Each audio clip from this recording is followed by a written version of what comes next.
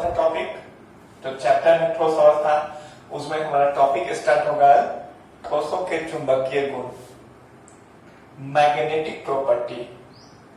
चुंबकीय गुण के आधार पर भी पदार्थों को बांटा गया है, ठोसों को बांटा गया है उनके चुंबकीय गुण के आधार पर।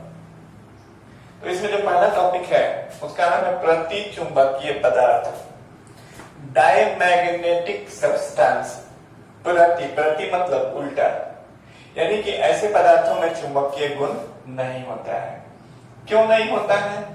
तो मान लीजिए कि इसमें सभी इलेक्ट्रॉन ना पेयर्ड होते हैं, युग्मित।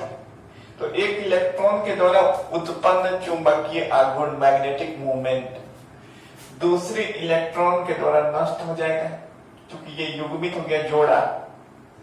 युग्मित मतलब जोड़ा। ऐसे पदार्थों में इलेक्ट्रॉन कैसे होते हैं? युग्मित, जोड़ा में होते हैं। तो इस कारण एक इलेक्ट्रॉन का जो भी मैग्नेटिक मूवमेंट होगा, यानी कि चुंबकीय गुण होगा, वह दूसरे के द्वारा नष्ट हो जाएगा।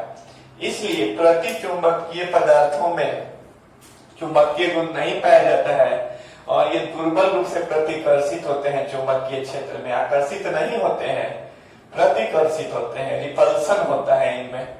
तो लिखा है कि ऐसे ठोस चुंबकीय क्षेत्र में दुर्बल रूप से प्रतिकर्षित, यानी कि रिपल्सन, अट्रैक्शन, आकर्षण नहीं, उसका उल्टा प्रतिकर्षण होता है इनमें।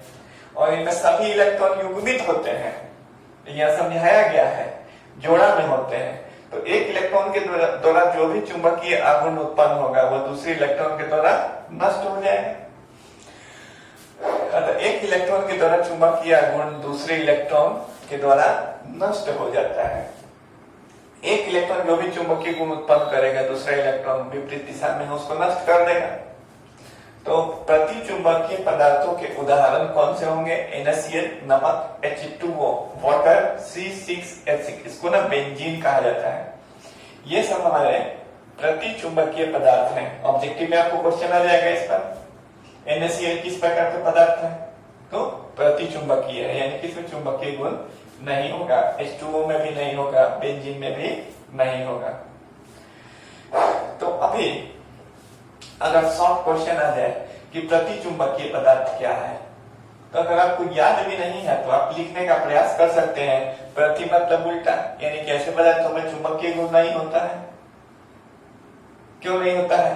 तो इलेक्ट्रॉन युग्मित होते हैं, जोड़े में होते हैं, पेयर्ड होते हैं। ऐसे पदार्थों के उदाहरण कौन कौन है? तो NaCl है, H2O है और बेंजीन है। क्लियर? अब हम लोग पढ़ेंगे अनुचुंबकीय पदार्थ, पैरामैग्नेटिक सब्सटेंस। तो ऐसे जो पदार्थ होते हैं ये चुंबकीय क्षेत्र में आकर्षित होते हैं। इसका उल्टा कर देना है। ऐसे पदार्थ चुंबकीय क्षेत्र द्वारा दुर्बल रूप से आकर्षित होते हैं, अट्रैक्शन होता है चुंबकीय क्षेत्र के प्रति। क्यों? तो इसमें अयुग्मित इलेक्ट्रॉन पाए जाते हैं। इसमें सभी इलेक्ट्रॉन युग्मित हैं, जोड़ा में है, लेकिन इसमें जोड़ा में नहीं होंगे, अयुग्मित होंगे इस प्रकार से। जोड़ा में नहीं है कोई भी, तो अयुग्मित इलेक्ट्रॉन के कारण ही इनमें चुंबकीय गुण उत्पन्न हो जाता है। लेकिन इनको चुंबकीय क्षेत्र से हटा देने पर इनका चुंबकीय गुण नष्ट हो जाता है। कई पदार्थों को आप चुंबक में सटाते हैं तो वो भी चुंबक का काम करने लगता है, लेकिन उसको हटा लेने पर उसका चुंबकीय गुण नष्ट हो जाता है। वे सभी प्रकार के पदार्थ अनुचुंबकीय पदार्थ कहलाएंगे। इसके उदाहरण है O2, Cu2+ अवस्था में Fe, आयरन, 3+ अवस्था में क्रोमियम, 3+ अवस्था में। तो एग्जाम में क्वेश्चन कैसे आएगा कि O2 ऑक्सीजन क्या है?